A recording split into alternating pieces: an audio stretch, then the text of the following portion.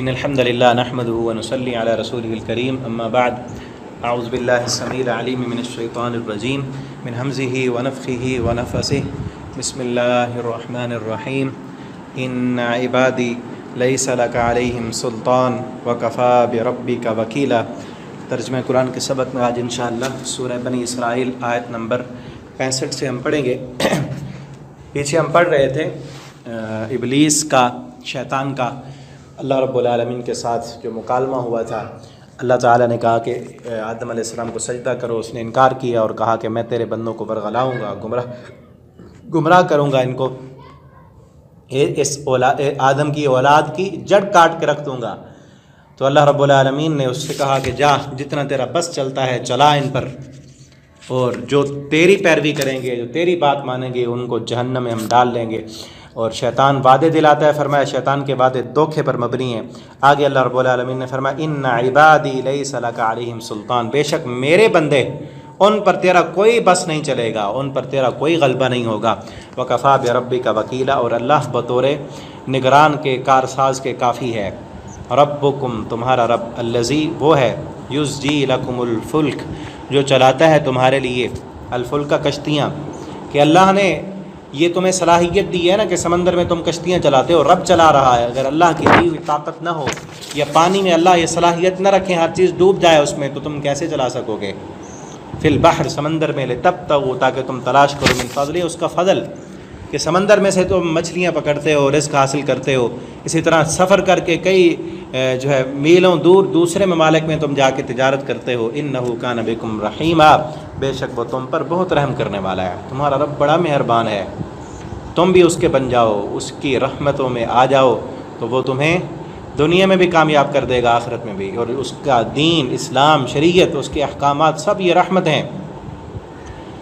وَإِذَا مَسَّكُمُ الضُّرُّ، اور اگر پہنچے تمہیں کوئی تکلیف، فی البحر، سمندر میں، ضَلَّ، تو بھول جاتے ہو تم، من، اس کو، تدعون، جس کو تم بلاتے ہو، الا ایہ، مگر وہی، کہ جو باطل معبود جن کو تم دنیا میں زمین پر پکارتے ہو، جب سمندر میں جا کے پھنستے ہو، وہ معبود پھر تمہیں بھول جاتے ہیں۔ وہ کہاں جاتے ہیں پھر؟ الا ایہ، صرف اس اللہ کو تم پکارتے ہو۔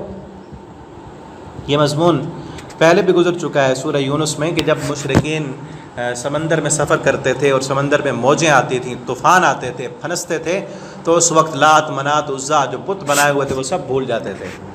دعوا اللہ مخلصین لہ الدین، اس وقت ایک اللہ کے ساتھ مخلص ہو کر اللہ کو بلایا کرتے تھے۔ اکرمہ کا واقعہ بھی مشہور ہے، وہاں پر میں نے سنایا تھا آپ کو، سورہ یونس آیت نمبر 22 سے 23 تک، وہاں پر اگر آپ نے نہیں سنا تو دیکھ سکتے ہیں آپ، 11ویں پارے میں، اس کی پلے لسٹ میں آپ دیکھیں، آیت نمبر 22 سے 23 تک۔ تو وہاں اللہ کو بلاتے تھے۔ اللہ فرماتے ہیں فلما نجاکم، پس جب وہ نجات دے دیتا ہے تم کو، الی البر، خشکی کی طرف، اعرضتم، پھر اعراض کرتے ہو اس سے، پھر وہ رب بھول جاتا ہے، پھر دوسرے تمہارے بنائے ہوئے معبود، ان پر جا کر تم شکرانے کے لیے نذرانے دیتے ہو اور کہتے ہو کہ یہ ہمیں چھڑاتے ہیں، اللہ ہماری سنتا نہیں ان کے واسطے کے بغیر۔ وَكَانَ الْإِنسَانُ كَفُورًا، اور انسان بہت ناشکر ہے کہ اللہ کی رحمتیں آتی ہیں جب، اور جب رحمتیں سمیٹ لیتا ہے، اللہ کی نعمتیں استعمال کرتا ہے، جب شکر کی باری آتی ہے تو پھر بھول جاتا ہے رب کو، پھر اور یاد آ جاتے ہیں۔ انسان بہت ناشکر ہے۔ افامنتم، کیا تم بے خوف ہوگے، ان یخسف بکم، کیا وہ کہ وہ دھنسا دے تم کو، جانب البر، خشکی کی جانب۔ تم اس سے تو ڈرتے ہو کہ کہیں اللہ سمندروں میں تمہیں دھنسا نہ دے، غرق نہ کر دے۔ کیا وہ رب زمین میں دھنسانے کی صلاحیت نہیں رکھتا؟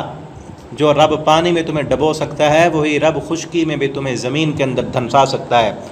او یرسل علیکم حاصبا، یا وہ رب تمہارے اوپر پتھروں کی بارش برسا دے، آسمان سے جس طرح بارش برستی، پتھروں کی بارش برسا کر تمہیں ختم کر دے۔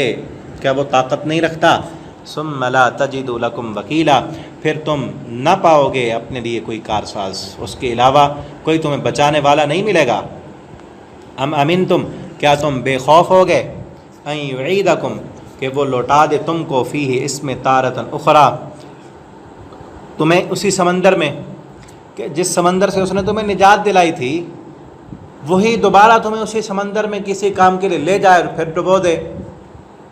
کیوں تم جو ہے بے خوف ہو گئے اور بے عقل بن گئے؟ دیکھیں نا، عقل تھی ان کے پاس، سب کچھ تھا، ٹھیک ہے نا، اتنے بیوقوف نہیں تھے، اللہ کو مانتے تھے اور جب پھنستے تھے تو اللہ یاد آ جاتا تھا۔